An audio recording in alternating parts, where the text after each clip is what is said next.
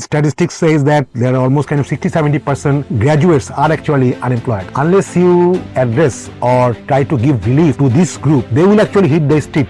For a democracy to actually work, you need a sensible and responsible opposition. There are three big superpowers having different type of dynamism, changing relationship. Bangladesh need to actually juggle relationship with all three. Well, hello and welcome to a very special episode of Bangladesh Unboxed. I'm Salim Kadir, your host today. This is sponsored or powered by Shadder Modhe.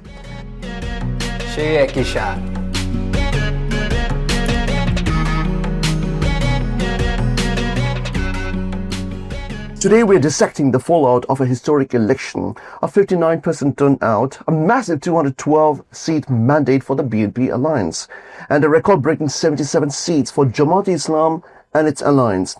To help us understand the numbers and the economic road ahead, we have with us the CEO of BD Jobs, Fahim Mashoor. The show is proudly powered by Shadder Modhe. Fahim, welcome to the show. Thanks. The data of Dhaka is staggering. Out of the 20 seats in Dhaka district, the 50 metropolitan seats, it shows a very close balance. 8 for the BNP and 7 for Jamaat. Does this suggest the capital is more politically balanced than we have ever seen?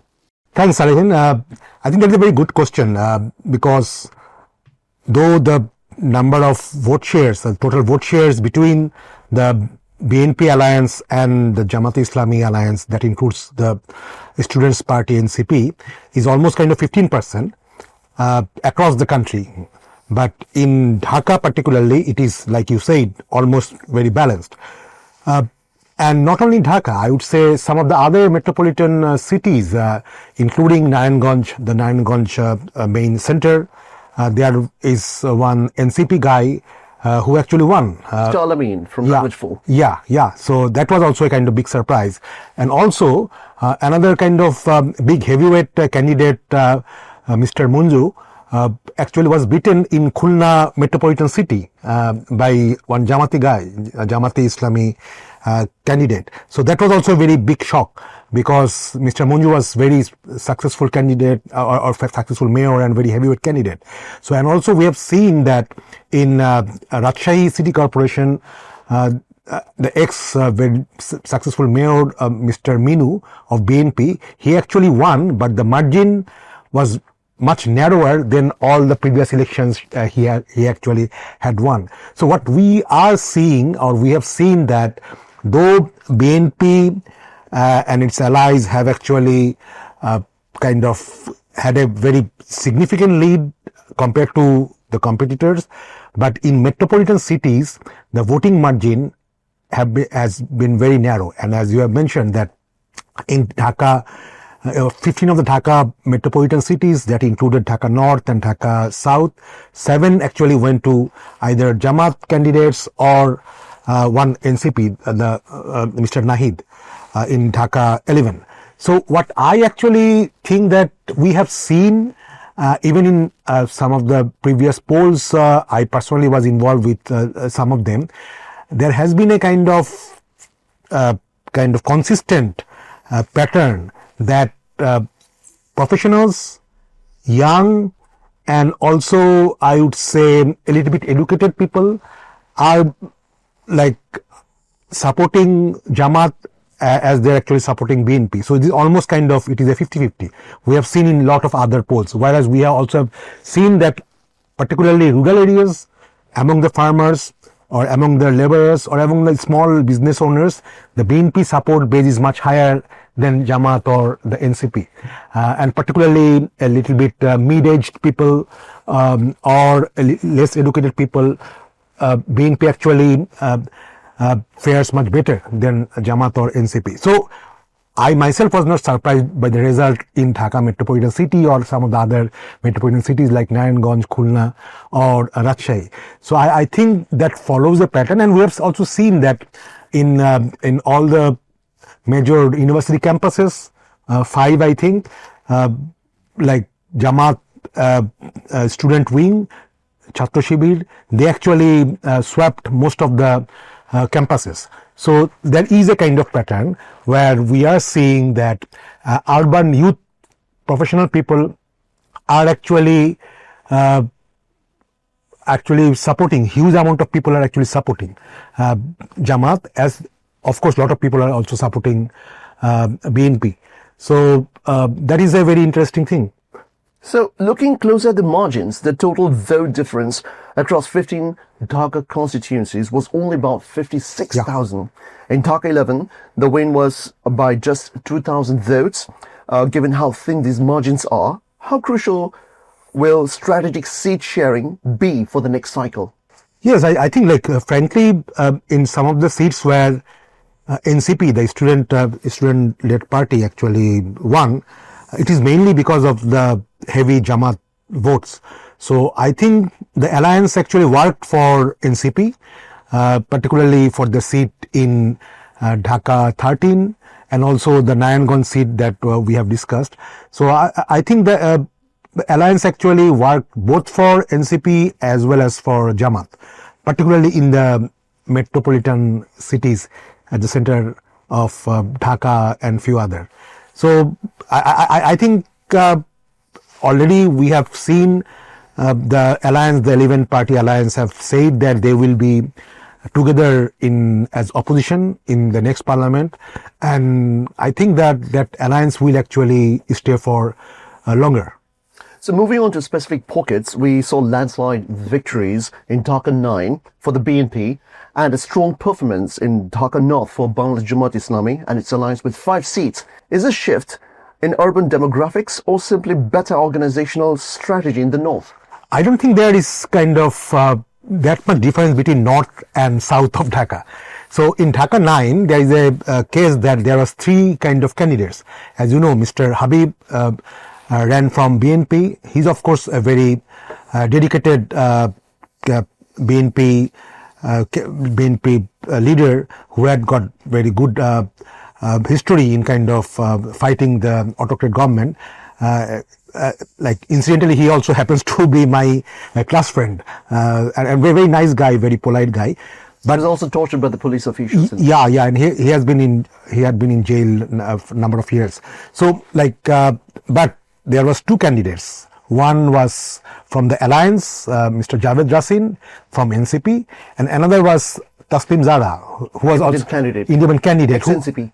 Yes, ex-NCP. She actually came out of NCP after there was this alliance. So actually both of them got vote, but Mr. Habib actually outperformed both of them. But if there was only one candidate from NCP, and if Zara didn't actually take part or actually took part from NCP, I think the vote margin that you have mentioned would have been much narrower, like it is in some of the other Dhaka cities.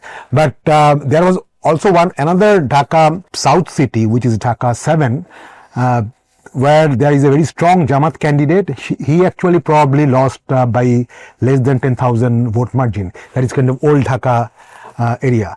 And also some of the Dhaka South city BNP candidates like Mr. Ishraq, the ex-mayor, he had very good organizational capacity and also very strong BNP candidate.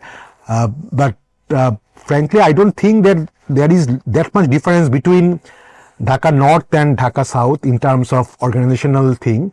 But all over Dhaka city, it has been quite competitive, and a lot of people got surprised. I myself have not got that much surprise because we were actually expecting, and one of the polls that was conducted only 1 week before the election, they actually also predicted that most of the Dhaka seats or important Dhaka seats will be very, very competitive, and it actually turned out that they were.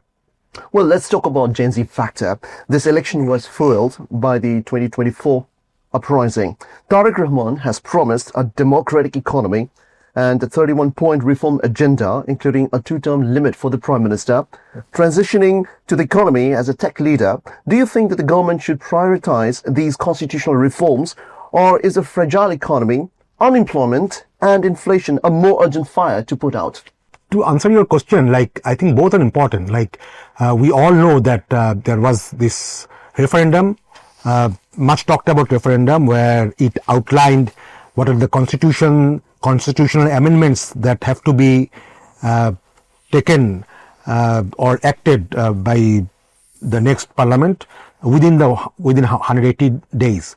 So that included like that things that you mentioned about the term limit, also the formation of upper house, and also like having a little bit balance of power between the president and the prime minister, and some of the things including caretaker government. So those are some of the things that are very structural, how the country will be run not only in this term but also years to come. And there are a lot of kind of aspiration not only among the Gen Z but of course across different sectors of the people, and I would actually say that little bit urban educated section of the people, they care about this kind of structural reforms. So I think government will be expected to deliver the reforms based on the referendum.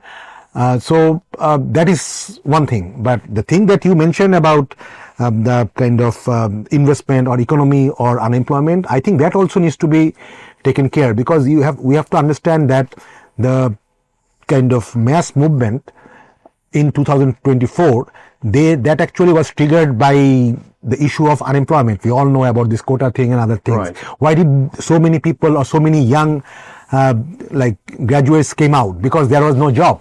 So and unless this current government or the new government actually delivers on kind of this particular issue with regard to youth unemployment, and by youth unemployment I would emphasize on the educated youth unemployment, because now there are so many kind of like the huge amount of issue about the unemployment among the educated youth category, because for my own profession I have to deal with it every time. So statistics says that there are almost kind of 60-70% graduates are actually unemployed. So unless you actually address or try to give relief to this group, they will actually hit the street, and most of them are actually in staying in Dhaka city or metropolitan. So, and as you have seen, the metropolitans is kind of power balance is still very much kind of 50-50. So these people at one point of time will actually hit the street if the new government can't actually give enough opportunities for them. So I think that's why I have been always saying that employment, particularly youth graduate unemployment thing, should be topmost economic priority of the country. Of course, government needs to work on other things about infrastructure, about big industrialization, but all of those must be connected with the issue of youth unemployment. Because like just on one issue, we have seen the past government, Sheikh Hasina's government, they actually spend a lot of money in infrastructure, and we are also there are growth. It is not that the economy didn't grow. Economy grew like 6-7% for last 10 years on average, but there was no job. So unless there is job with the growth, people are not happy. It doesn't really matter like whether you have got a lot of infrastructure, big power plants, or big bridges and those things. You need to have the job for the young people. So that's why it should be the number one priority for the new government.